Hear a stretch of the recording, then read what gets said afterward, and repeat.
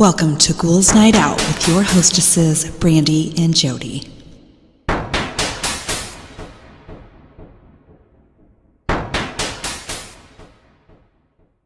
Hello, beautiful ghouls. Welcome. This is Brandy. I'm here with my sister, Jody. Hello. So, this is the weekend in between Christmas and New Year's. So, this will be probably released on New Year's Day. Yeah. So, I hope everybody had a good holiday and stay safe and all that junk, because it's over now when you're listening. I actually found a really funny news story. It was on our local news website, and it's Sesame Street, and the title is, Did a Sesame Street character just say a bad word? And it's Grover.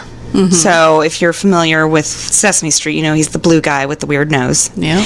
And it's supposed to say, that sounds like an excellent idea. But I'm going to play this. Okay. So I want you to tell me what you hear. Yes! Yes, that sounds like an excellent idea! Yes, that sounds like an excellent... What's it supposed to say? That sounds like an excellent idea. That is not what he says. I know! That's the funniest thing. Could you put it louder than that so it can go through the microphone? Did it not work, you think? Yeah, it's as loud as my phone will go. Because I barely heard it. Yes! Yes, that sounds like an excellent idea!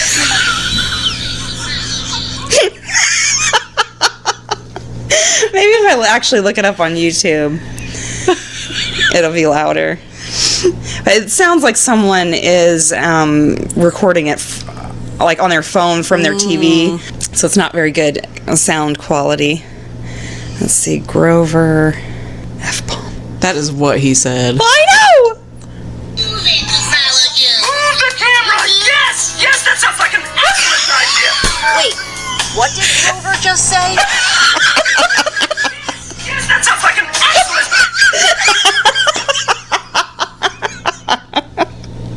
He totally says it's a fucking excellent idea. There's no it could have been this. No, it was definitely the F-bomb. Yes! That's hilarious.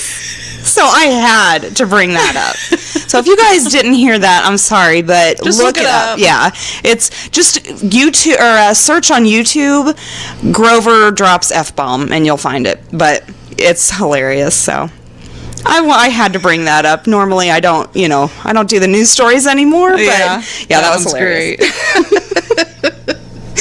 Great. We also got another listener story. Yay. And I apologize I haven't written you back, Laura, because I just realized you wrote into us. So I'm just going to go ahead and read it. It's a bit long, so bear with me. It says, "Hi girls, this is Laura, one of your biggest fans. I just love your sense of humor and your stories make my days always better. Thank you. Keep up the good job. Sorry about my English. If there are grammar mistakes, don't blame me. Blame my English teacher. Actually, haven't been in school for decades, so blame anyone but me. And make any corrections if needed. I have a story. It's not actually scary or paranormal, but it was so scary we stopped using Ouija boards. Ooh. This happened when I was a teenager, and my friend has had many stories how someone had gone mad after playing with the board. We went to one of our friend's old house where there were several apartments and a large attic. The house was over 100 years old, so the floorboards were making spooky sounds, and the attic was really large and a dark, scary place. We put the board ready and several candles burning, and then we had 5 girls keep their fingers lightly on the glass. We were asking all kinds of questions, but nothing happened. Minutes went by, but still nothing. Finally, one of my friends got frustrated and yelled loudly, "Come on, ghost, show yourself right now!" And just as she said it, the attic door slammed with big force and all the candles were put out, so we were suddenly in a pitch black attic. Oh, hell no. We all started screaming and shouting and running to the door. The attic door opened and we all rushed down the stairs, where we were almost crashed down by an old drunken man. When we were out, it took us a while to realize that the old man was who made the door slam, because when he has opened the front door, it caused a cross draft and made the attic door shut with a big bang. The old man was a resident there, so it wasn't unusual for him to be there. We were so relieved and laughed hard for a long time. After that, we didn't even talk about a Ouija board or anything paranormal ever again. Talk about perfect timing. Or was it? Yours sincerely, Laura. That's crazy that happened right when they said that. Yeah, that's That would be hilarious. anyone's first Absolutely. reaction. You would definitely think for sure there's a ghost coming to kill us all. So thank you so much, Laura, for writing us. We appreciate it so much. Yes, we do. And we appreciate all of your activity on the Facebook page. Yes, we do. And Even though you won't watch or listen to anything scary. oh, that's okay. So yeah, that is that. Now this week we are going to do. Wait, I have something. Oh, okay. So last night I was sitting here and I picked up my phone and I was just kind of going through, I think it was Facebook, and it had like these stories or whatever about Alexa and yeah. Siri. Yeah. And about how they're listening to you. Right. And just, I think there was like eight. It was a YouTube thing, so it was like Oh, yeah. 8 reasons we think Yeah.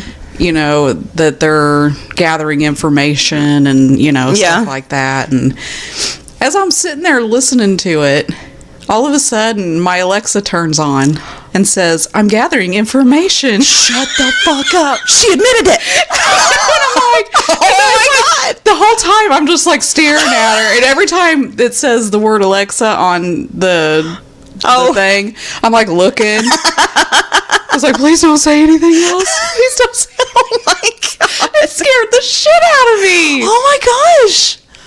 Anyway, I thought that was, Yeah, that's creepy. Interesting. That's creepy. and it's just that she would say that. I know. as I'm listening to that.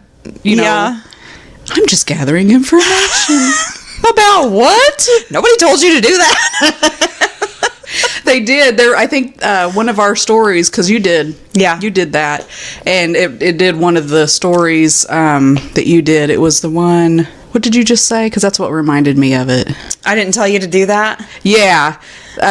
She started talking or something, and the lady was like, "Why did you?" Yeah. And she's like, "No one told you to do that." She's like, okay, bye. Yeah, and it totally just cuts off, and it's like, "Oops." That's so creepy. Oh my gosh. Yeah, that makes me not want anything Alexa. Alexa, were you listening to me last night? I'm not sure. Liar. Alexa, are you lying? I'm not always right, but I don't lie. All right. I was thinking about asking her last night, but I was scared. So Worried about what she might say? yes. I'll wait until someone else is with me. That's so crazy. Oh my gosh. Yeah, that reminds me of Annie's story she just sent in too. They're listening. Mm-hmm. Not cool. This week we're doing Arizona as our state, and I have some facts about Arizona. Yay. Now calm down. Okay. Jerry. Arizona is a right-to-work state. The law states no person shall be denied the opportunity to obtain or retain employment because of non-membership in a labor organization. I don't know. That's what it says. Okay. Next, the Arizona trout is found only in Arizona. Because it would be called something else if it wasn't. It would be called the multi-state trout.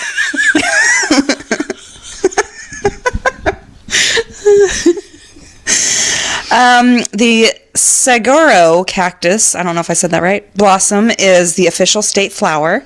The white flower blooms on the tips of the saguaro cactus during May and June, and it's the largest American cactus. I wonder if those are the ones that, like the iconic, Yeah. you know what I mean, when you think of Probably, a cactus. yeah. Yeah. Petrified wood is the official state fossil. Most petrified wood comes from the petrified forest in northeastern Arizona. The bolatai is the official state neckwear. Don't. It's the official state neckwear. Okay.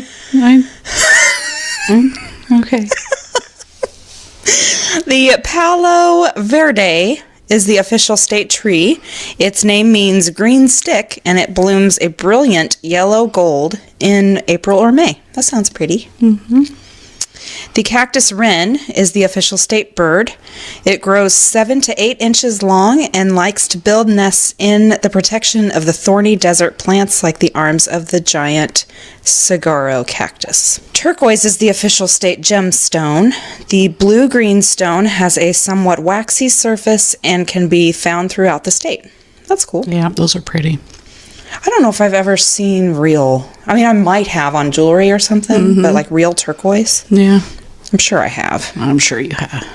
Arizona is the home of the Grand Canyon National Park. The ringtail is the official state mammal. The amount of copper on the roof of the Capitol building is equivalent to 4,800,000 pennies. Wow. Holy crap. That's a lot. It's got to be heavy. Yeah, you would think. That copper on the roof? Arizona observes Mountain Standard Time on a year-round basis. The one exception is the Navajo Nation, located in the northeast corner of the state, which observes the daylight savings time change. I wonder why that little section would do that. The battleship USS Arizona was named in honor of the state. It was commissioned in 1913 and launched in 1915 from Brooklyn Navy Yard. World War II brought many military personnel to train at Luke and Thunderbird Fields in Glendale. In 1926, the Southern Pacific Railroad connected Arizona with the eastern states. Arizona's most abundant mineral is copper. Maybe that's why they just put it all on the roof, because they had more than enough. Maybe. Bisbee, located in Tombstone Canyon, is known as the Queen of the Copper Mines. During its mining history, the town was the largest city between St. Louis and San Francisco. Arizona tree frog is the state official amphibian. The colors blue and gold are the official state colors. Located in Fountain Hills is a fountain believed to be the tallest in the world. That would be cool to see. Mm-hmm. The age of the saguaro cactus is determined by its height. So I wonder how high or tall they can get. Yeah. Arizona became the 48th state on February 14th, 1912. At one time, camels were used to transport goods across Arizona. A person from Arizona is called an Arizonan. And Tombstone, Ruby, Gillette, and Gunsight are among the ghost towns scattered throughout the state. So that's cool. They got at least 4 ghost towns. Yeah. I'd love to go to a ghost town. Too. I wonder why that happens. I think usually it's when they run out of like resources in general, Yeah, probably. yeah. Yeah, and they just have to move. Yeah. So they just leave everything. That's crazy. But those were my boring facts for Arizona. Okay. Sorry about that. I think state facts aren't very fun. No. They just really aren't. No, they're not. So maybe I should rethink some things. You can go back to regular fun facts if you'd like. I might do that. But I'm running out of those too, so I don't know. I'll have to figure it out. I'll figure it out. All right. I did, obviously, Ghosts of Arizona. Yay. I'm sure everyone is shocked. All right. My first one is the Carr House. The quaint stone house built in 1939 blends well into picturesque Carr Canyon, the cliffs of the Huachuca Mountains. I'm sure I did not say that right. Soaring behind it. On weekends, Michael Foster welcomes those who have ventured down State Road 92 and along unpaved Carr Canyon Road for a quick getaway. As the official host of the historic home, Foster relates its history and is happy to lead a short tour. But when visitors return to their cars and head back to the highway, creating dusty plumes in their wakes, a different Carr house presents itself. Left only with his thoughts, Foster senses there's something wrong in this idyllic place. When alone, he says he gets a feeling that the essence of something that has gone before seems to want to come out of the cracks. While in the kitchen one day, he heard sounds that convinced him someone was working in the next room. He called out but received no reply. When he investigated, he encountered only an empty room. Foster says he's also seen shadows cross a room and disappear. On a few occasions, he's tried to stay the night only to sleep in his truck to escape the restless feeling that emanated from the house. A colleague has faced similar visions and apprehensions and believes they may be linked to a young girl who died of natural causes inside the home many years ago. Foster has an unusual take on his unsettling sounds and encounters. The sounds and forms I have experienced are frightening, he said, but it could be only that these forces are trying to come back because they didn't get to fulfill their love for others when they were alive. I believe I am here to help them share the love they couldn't in life. Oh. It's a weird story. Pizza Hut in Glendale. Customers of the restaurant in Glendale Avenue have reported seeing the bathroom faucets turn on and off. Perhaps it's a spirit of a pizza maker who continues to adhere to food safety rules even in death. Then there are the cries and giggles of babies and children who are heard but never seen. It may not be as scary as the anchovy pizza that will haunt your breath for the next few hours, but the possibility of seeing a phantom will certainly liven up the wait for your pie. I wonder what that's about. I mean, it would have to be the land, right? It wouldn't be the Pizza Hut. Or maybe at some point there was a house that used to be there, or something. Very interesting. It's like the haunted Toys R Us. Have you heard of that one? Oh, yeah. Yeah. Yuma Territorial Prison State Historic Park. Amid reports of ghostly inmates still serving their death sentences, females in red dresses play a spirited role. The first is a woman who, on moonlit nights, has been seen walking along the nearby Colorado River, where she drowned more than 800 years ago trying to save her daughter. Aww. She searches still. The other is a little girl in a red dress said to reach from the dark cell and pinch passersby. Pinch? That's what it says. Now, see, if that happened to me, I would just think it was like my muscle twitching or something. Oh, I know. You know? I know. I'm the exact same way. I would look and I'd be like, that was nice. Yeah. Sun-Kissed Factory in Mesa. Is that how it's? Mesa? Mesa? Mesa? I don't know. At first, really? A sun-kissed factory? Yeah. That's crazy. At first, the foreman ignored his workers' reports of a shadowy figure lurking in the basement of the Sun-Kissed factory, a long-abandoned citrus packing plant. Even more curious was a rhythmic echo, like that of a ball slapping against a hard surface. Workers would later notice a small red ball rolling across the floor, disappearing into a dark corner. Ooh. The foreman took the reports more seriously when some employees threatened to stop renovation work until something was done. That's when Jay Yates, a noted paranormal investigator and Buckeye resident, said he got the call. Holy crap. Yeah, that would freak me out. Yeah. Since hearing the stories for the first time, Yates said he's been to the Sun-Kissed factory dozens of times over the past few years. He's convinced the historic brick building is one of the most haunted spots in Arizona. Despite thorough investigations conducted over more than 30 visits, Yates remains perplexed by the origins of the shadowy figure, whose presence has been seen or sensed by many working there. Yates said it could be related to tales of a woman who later head down on the tracks just outside the factory, and also tales of a man allegedly buried alive in a citrus shoot. Then there was that ball. On one visit, Yates said he brought it up with a manager who told him it had never been found. Then I saw something out of the corner of my eye by the doors, Yates said. There it was, an old, beaten-up rubber ball with some weird writing on it. I'm guessing it was probably from the 1930s or so. As far as seeing the ball just as he asked about it, just a coincidence, he pauses, but you never know. That's creepy. Yeah. Grand Canyon Caverns in Peach Springs. Workers have reported seeing a ghostly figure at the top and bottom of the elevator shaft, the only way in and out of the cave, which has a hotel room and a restaurant within its depths. I've seen The Ghost Adventures. Yes. Was there, yeah. Some believe it to be that of Walter Peck, who turned the cave into a tourist destination. Then again, it could also be one of the 8 people who have died or buried near the caverns. A ghost tour is available for those with a need to know more. The subterranean chamber also hosts mischievous wraiths, according to the paranormal investigators of TV's Ghost Adventures. They reported strange voices as well as being pelted with rocks, perhaps by judgmental spirits. Have you ever toured been on a tour of a cave before? No. It's completely scary anyway, but then if you say there's ghosts down there too, I couldn't imagine. It'd be so scary. And on that episode of Ghost Adventures, they turn off, because it's a hotel. It's a freaking bed in the middle of everything. It's not a room. Yeah. It's, they set up this area where you can sleep there. And they turned out all the lights in there, and it's beyond pitch black. Because they do that on the tours a lot, too. When you take a tour through a cave, they'll turn off the lights to show you. Well, yeah, there's no source of light anywhere.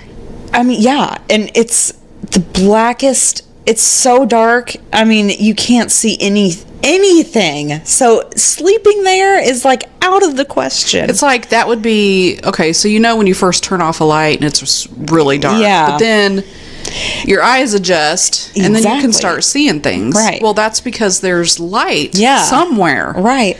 But when you're in a cave, there's no light, so your eyes would never adjust because No. there's nothing to adjust for or to. I know every time they do that, I immediately stick my hand right in front of my face, and I can't even like sense that it's there. I know it's there because it's my hand, but it's like there's nothing. There could be someone standing right in front of your face, and you would not know it. No. Oh my god, that's so creepy. I don't like that. Yeah, caves in general are scary, but then if you're like, oh, well, this cave is haunted. Yeah. Fuck that. Like, I'll just stay here. I'm not going in there. Phelps Dodge Hospital in Ajo? I don't know. It's AJO. I have no idea. I like Aho. That sounds like a-hole. And that's funny. As soon as Vincent Amico stepped inside the long empty hospital, he felt he was being watched. No, it was more than that, more intimate, as if someone stood right behind him. And this was in broad daylight, the summer sun not due to set for another 4 hours. We all felt it, Amico said, referring to the other members of the Arizona Paranormal Investigation and Research Society. We decided right then to stay in pairs.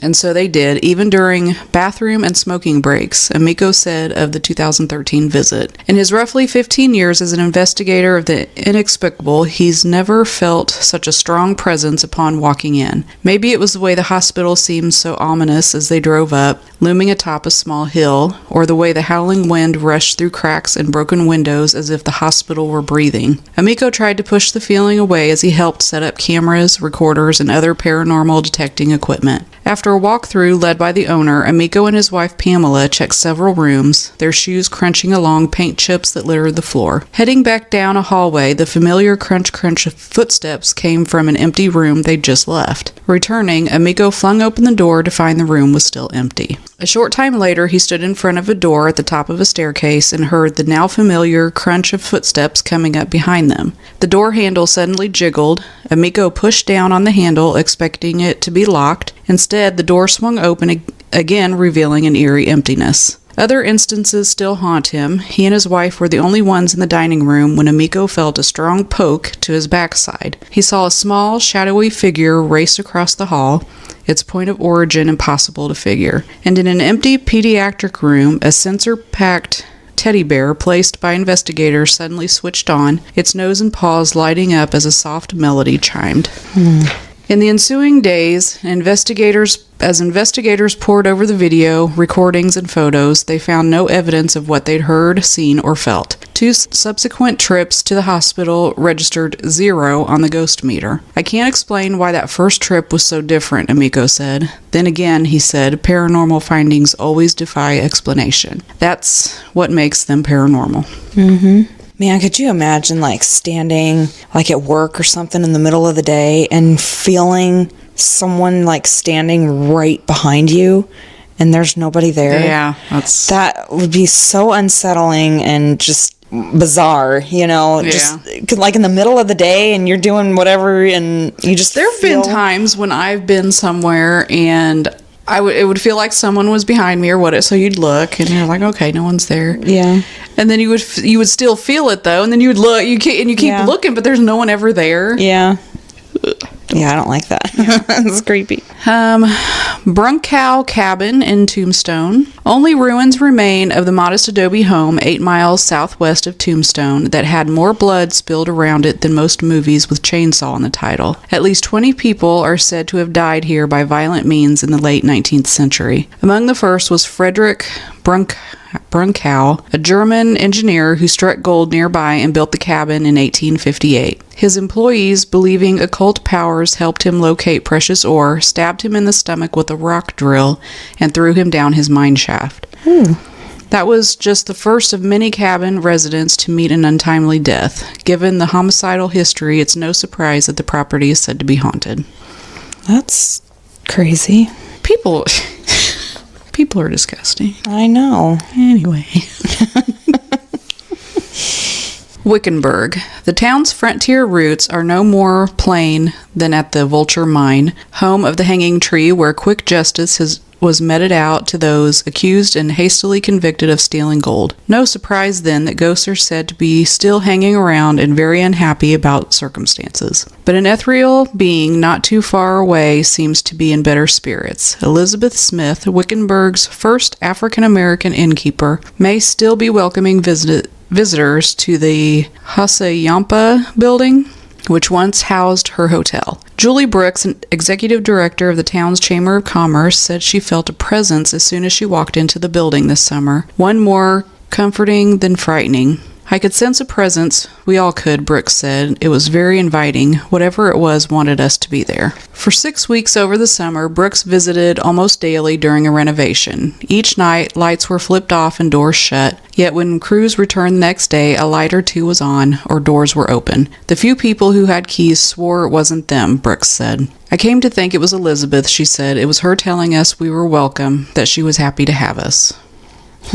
London Bridge, Lake Havasu City. When this bridge was disassembled and shipped to Arizona in the 1960s, it appears there were some stowaway specters. Couples in period English dress have been seen strolling across the bridge, unmindful of how their ornate, layered clothing stands out. Before long, they vanish, and witnesses question if they were there at all.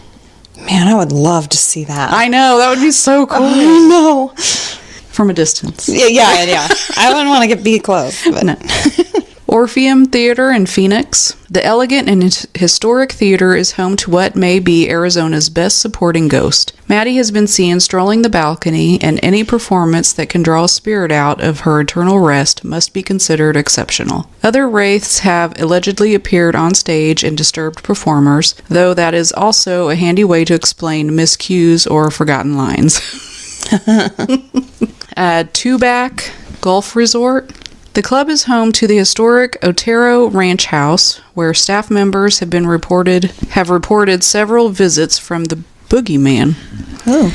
Some taking a cat nap swear an unseen force suddenly lifted the couch. Oh my God. A locked window was found open, yet its crank was still coated in dust and cobwebs as if untouched for years. Oh, that's creepy. Others have reported seeing a small boy who abruptly vanishes, par for a haunted house. Oh my gosh. And that's all I got. That one was my favorite. That was creepy. I liked that one. I have a few short stories about real life resurrection. Cool. So, Well, we'll see. okay, so on October 2nd, 1571, a recently deceased young farmer, Matthew Wall, was lying in a coffin on the way to his own funeral. Even though the day was cool and damp, the whole village of Brogging in Hertfordshire, I don't know if I said any of that right, was out for the event, including Wall's distressed fiancée. As the procession made their way to the church, one of the pallbearers slipped on the wet leaves, dropping the coffin to the ground. The commotion was surprising. Really? They were surprised there was commotion? That would be horrifying if they dropped a coffin. Oh my God. But when the men lifted the coffin again, they were even more shocked by what they heard next, the sound of knocking. Matthew Wall had come back to life and was banging on the walls of his own coffin. Oh my God. That is so horrifying. Well, okay. Are you done with the story? No. Oh. Well, eventually went on to marry his fiancée and live another 24 years. Since then, the village was commemorated Old Man's Day every year on October 2nd to celebrate. The village children would bring brooms to sweep the leaves from the lane in front of the church, presumably so nobody would slip on them. Any more dropped coffins and they would have a zombie apocalypse on their hands. Okay. So, this was in 1571. Okay.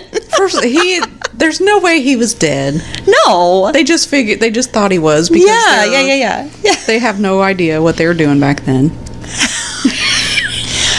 But no, these are amazing stories of resurrection. Okay, well, you do something like that today, then I'll be amazed. Okay. Next one is Anne Green, convicted child killer. Oh, she shouldn't be resurrected? No. In 1650s. Oh, well. Anne Green was convicted of murdering her bastard child and hiding its body in her boss's house. Soon she was sentenced to death by hanging and led to the gallows, where she was fitted with a noose. For her last words, she proclaimed her innocence and begged, "Sweet Jesus, receive my soul." After the hangman kicked the little stool out from under her, Green's body was left to hang for a half an hour. During this time, her pals reportedly thumped her on the breast and hung with all their weight on her legs, and lifting her up and pulling her down again with a sudden jerk, which seems very rude to me. That is very rude. Yeah. But apparently they were trying to quicken her death, lessening her suffering. Eventually, Green's lifeless body was cut down from the gallows and put in a coffin, which was taken to a doctor who was going to dissect her. Just as the doctors prepared to slice her open from chest to gut, Anne's corpse groaned, "Hallelujah!" What? That's what it says. There are two versions of what happened next. One is the doctor immediately began to warm her body, pour hot cordials in her mouth, and bleed her. In another, someone tried to kick her back into the land of the dead by stomping on her chest. The force of the kick was so strong that it completely revived her. Either way, Green, having been through enough for one day, was granted a reprieve and declared innocent. She lived a long time after her resurrection and bore 3 more children, none of whom she was convicted of killing. I wonder if she was the one that killed the kid in the first place. Well, why? Just because back then, it seems like women were always the scapegoats. Yeah. You know? Yeah. Well, and I thought it was kind of funny that the baby was hidden in her boss's house. Yeah, why? I think maybe they had a little thing. He was probably married. He probably killed the kid, hid it in his house. And blamed it on her. Anyway. Next one, Marjorie McCall. In the 18th century Lurgan, Ireland, Dr. John McCall's wife Marjorie fell ill with fever and died shortly thereafter. Since he was a doctor and therefore rich, Marjorie naturally had an expensive gold wedding ring. But What year is this? It says the 18th century. Oh, okay. It doesn't say the exact year. Marjorie naturally had an expensive gold wedding ring. At her death, neither John nor any other mourner was able to remove it from her swollen finger. Due to fear that her fever would spread, Margie was hastily buried in Sankhill Cemetery, and news of the doctor's dead wife spread throughout the neighborhood. Soon some grave robbers got busy digging up Marjorie's coffin. When they pried open the lid, they were delighted to find that, yes, the valuable ring was still on her finger. Try as they might, they couldn't pull off the ring, so they agreed to saw off the whole finger. As the sharp blade cut into her skin, Marjorie came back to life, sat bolt upright, and shrieked like a tween at a Bieber Fever concert. A miracle. That's what they get, fuckers. Yeah, no shit. A miracle if there ever was one. When the startled corpse-desecrating thieves fled, Marjorie was left alone to climb out of her grave and wander home. Oh my God. Gosh. That's horrible. It's like the worst walk of shame ever.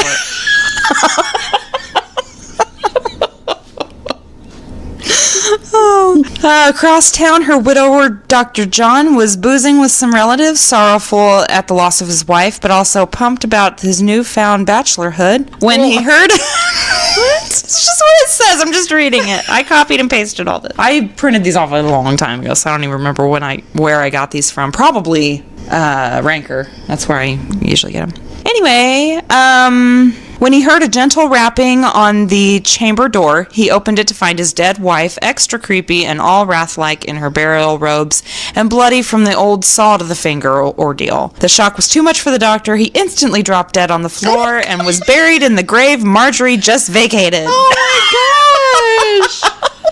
That's a horrible story. Yeah. That's what he gets about celebrating his new bachelor. No shit. She came back, motherfucker. Better watch it. Okay, next one. Oh my god. What? In 548 AD. Oh my gosh. Christian Take folks. these seriously.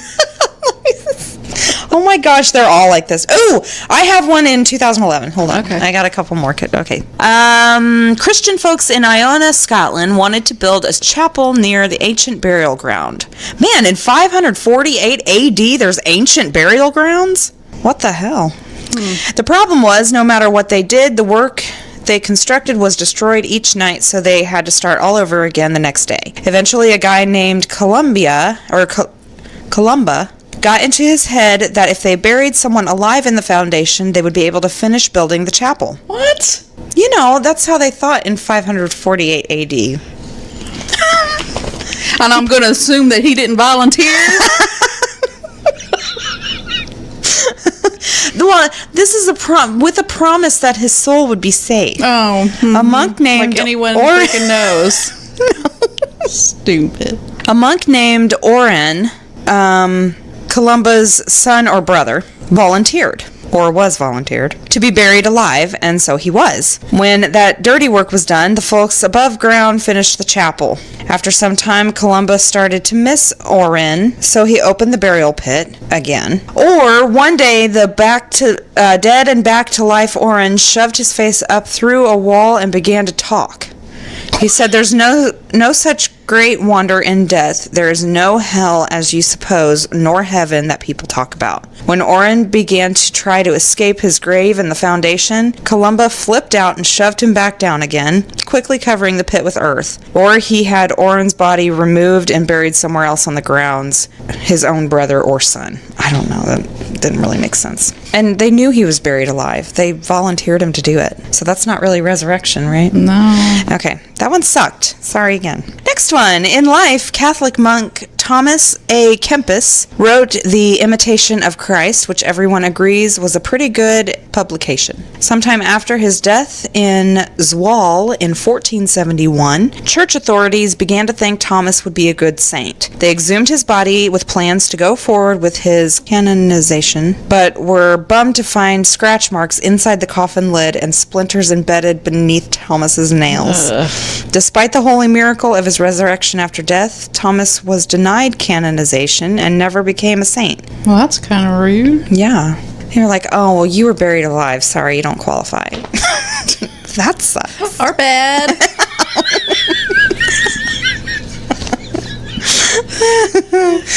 Okay.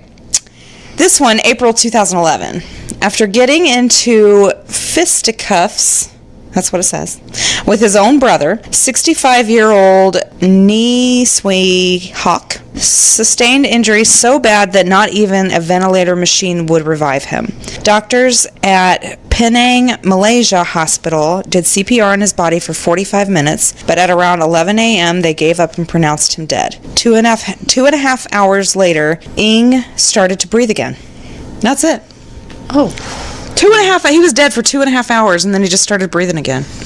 That's messed up. In February of 2010, After falling ill from a serious condition, a 45-year-old woman in Cali, Colombia, was declared dead.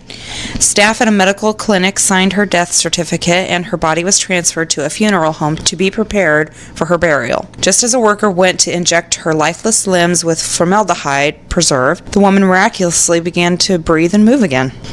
That's crazy. She was like moved from wherever she had died, all to this funeral home. This whole time she was dead. That's crazy. July 2011, an 80-year-old man in the Eastern Cape died due to complications from an asthma attack. His family called the morgue to come fetch his body, which was then locked in a refrigerated compartment to cool. 21 hours later, while the family were meeting to discuss funeral arrangements, workers at the morgue heard someone yelling for help. Oh, my God. Thinking it was a ghost, they called the police for backup.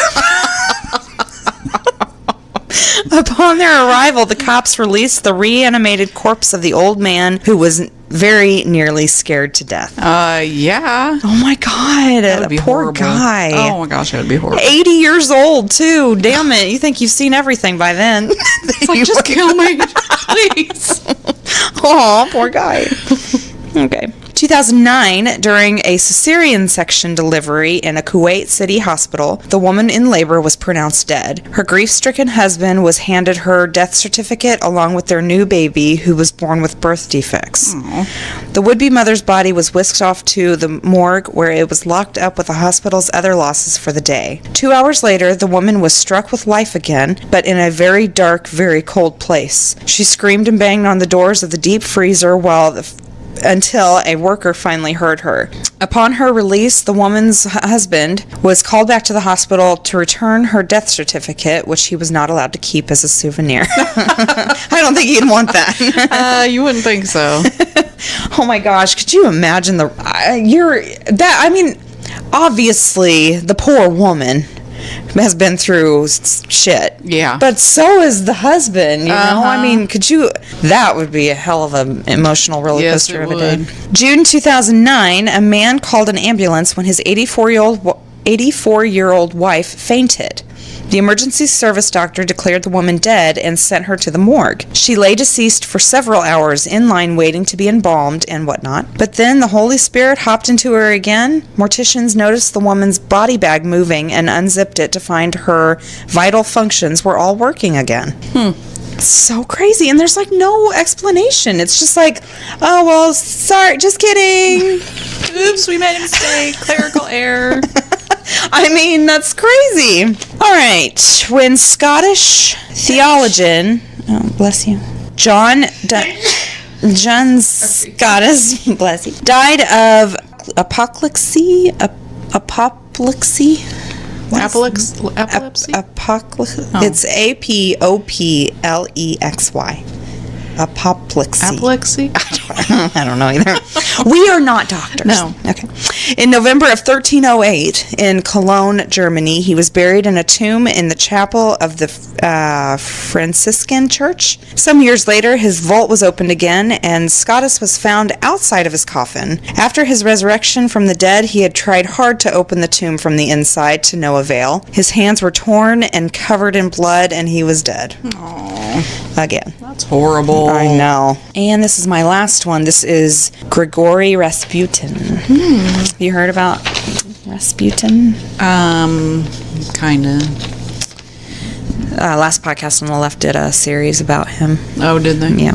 Nobody likes a know-it-all, and rumored psychic Rasputin was no exception. Though he was murdered several times, the Russian mystic stubbornly returned from the realm of the living time and again. On June 29th, 1914, his first murderer, a former prostitute named Guseva, stabbed Rasputin in the belly until his tummy parts came spilling out. Tummy parts. That's what it says. I'm just reading it. Don't say tummy parts. Satisfied with her work, she proclaimed, I have killed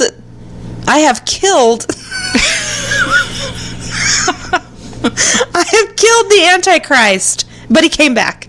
On December 16th, 1916, A group of Rasputin's frenemies fed him cake and wine laced with enough cyanide to kill 5 men. When he didn't die or even gag, one whipped out a gun and shot Rasputin in the back. He hit the floor dead, and the conspirators left to go celebrate. When they returned, however, Rasputin was alive again, of course all in a rage, and they shot him a couple more times. When Rasputin was resurrected again, the guys murdered him for the 3rd time by beating him with clubs and allegedly cutting off his ding-dong. Oh. Then they tied him up, wrapped him in a blanket, and dumped his body in the icy Neva River. A few days later, Rasputin's body was pulled from the river, dead, but with his arms outstretched. This meant that he had come back to life again, at least long enough to break free from his restraints. Water was found in his lungs, evidence that he was alive for some time in the water. The autopsy report ultimately listed his cause of death as hypothermia, despite the poison, beatings, and 4 bullet holes he had sustained, including one in his forehead. Lastly, but not least, when Rasputin's body was being burned in the woods in St. Petersburg, he sat up in the fire and tried to move around. What? Now that's persistence. This dude... And they really did not like him. No, he was not a very good person. Oh. But I guess he had a huge dick, too. You know, I think I did hear that story. Yeah. Yeah. Probably. I mean, he was... I mean, it was like at the beginning of the 1900s or Yeah. whatever. He said that there was some sort of disease that he was immune to, so he used that to tell people that he was like, supernatural, and he used a lot of people, and he wasn't a very good person. But those were my stories. Those were pretty good. Thanks. It's time for the witty wrap-up. Yay, whatever. I did funny mom stories. Oh, good. Okay, cool. My mother had just finished taking a CPR class at a local college when she and I were in the mall and saw a big crowd gathered around a still body. Mom took off running at a speed I didn't know she could muster, yelling, "Everyone back! I know CPR!" Just as she threw herself next to the body and was about to begin, a pair of strong hands pulled her to her feet. "Ma'am," said the police officer beside her, "we are trying to arrest this man." Oh my gosh. That's hilarious. Could you imagine being that child? No. Like, oh You're like, my oh my God. Mother. Oh, that's hilarious. Mother and I were discussing our mutual weight problem one evening when I challenged her to a contest. If I lost the What? most... People do that? And if you haven't noticed, we stopped talking about it because they're not doing that anymore. I just took a break for the holidays. I'm going to start back up again. We might bring it up again. Maybe. Not as a competition, just Yeah, we don't. just doing it. Anyway, if I lost the most weight in the next month, I wouldn't have to pay her the $6 that I owe her. If she lost the most weight, I would have to pay up, which doesn't seem very fair, but... Well, what if she... That's... Anyway. All right, Mom. Heads I win, tails you lose kind of thing. All right, Mom agreed, but let's wait 2 weeks before we start. There are some things I have to eat first. 2 weeks.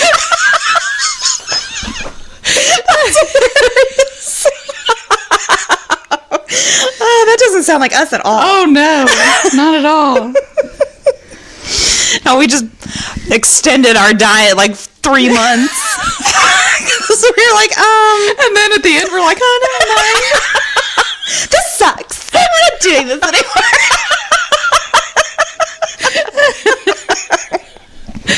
Oh, shit. That's funny.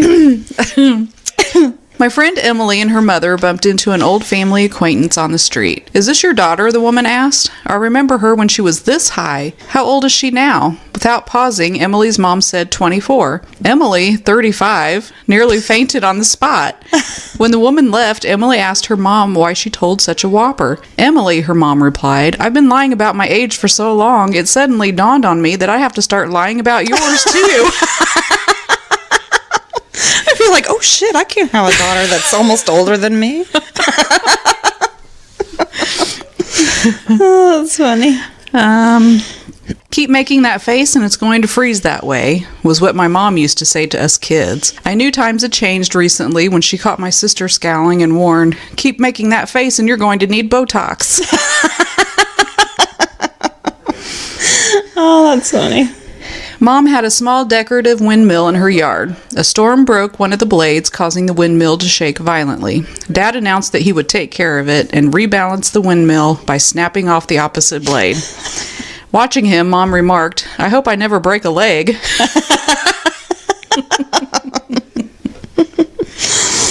While rummaging through her attic, my friend Catherine found an old shotgun. Unsure how to dispose of it, she called her parents. Take it to the police station, her mom suggested. My friend agreed and was about to hang up when her mom added, oh, and Catherine, call first. I don't get it. Oh, Bring a shotgun into it. That's really, I would not have thought that.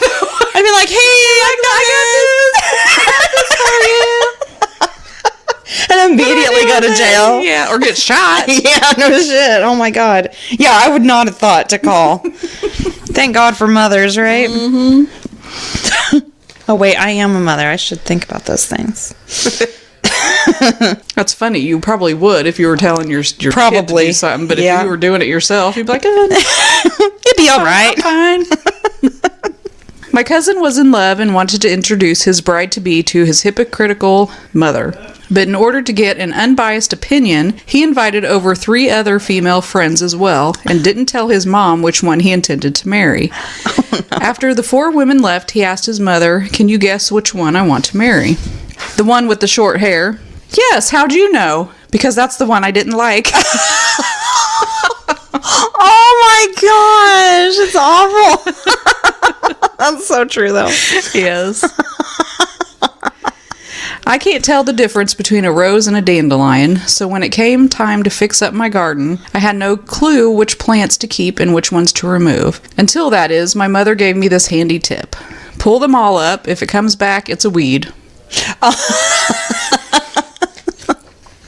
Oh, that's sad, but true. Yeah. A couple of hours into a visit with my mother, she noticed I hadn't lit up a cigarette once. Are you trying to kick the habit? No, I replied. I've got a cold and I can't smoke when I'm not feeling well. You know, she observed, you'd probably live longer if you were sick more often. Although I am of Chinese descent, I never really learned to speak Chinese. One evening, I came home boasting about a wonderful meal I'd had in Chinatown. I couldn't remember the name of the restaurant, but wrote down the Chinese character on the door to show to my mother. Do you know what it says? Mom asked with a smile. It says, pull.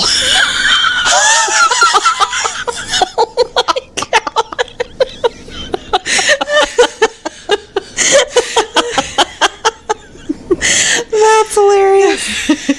I love it. I'll miss you, great-grandma, wrote my mother's great-grandson in an email before shipping out to Iraq. I'll miss you too, dear, she responded. Stay safe, LOL. Great-grandma. Poor mom didn't realize that LOL doesn't stand for lots of love. A lot of moms do I that. know. LOL. And it's always like at the worst one, it's like, what? My friend Nancy and I decided to introduce her mother to the magic of the internet. We took her to Ask Jeeves. This Oh my must have been a long gosh. time ago. Yeah, that was a long time And ago. told her it could answer any question she had. As I sat with fingers poised over the keyboard, Nancy's mother thought a minute, then responded, "How is Aunt Helen feeling?" That is such a mom thing. Yeah. So how's your grandma doing? You ask him that? My mother, a master of guilt trips, showed me a photo of herself waiting by a phone that never rings. Mom, I call all the time, I said. If you had an answering machine, you'd know. Soon after, my brother installed one for her. When I called the next time, I got her machine. If you are a salesperson, press 1. If you're a friend, press 2. If you're my daughter who never calls, press 911 because the shock will probably give me a heart attack.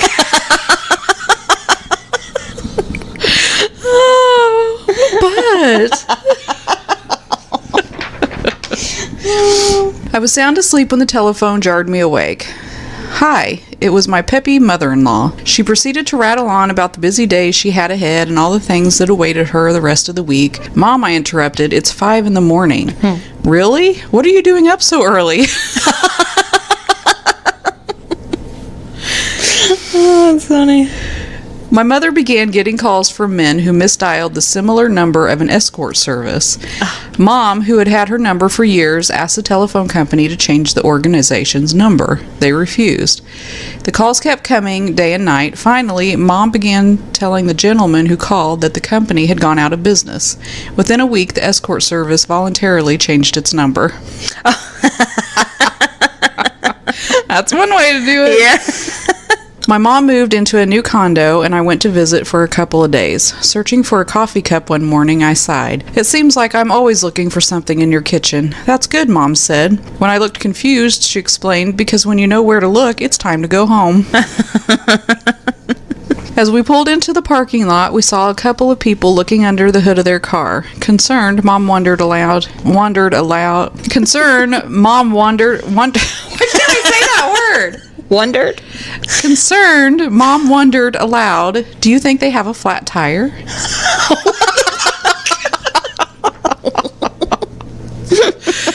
Oh, poor moms. Great. That's all I got.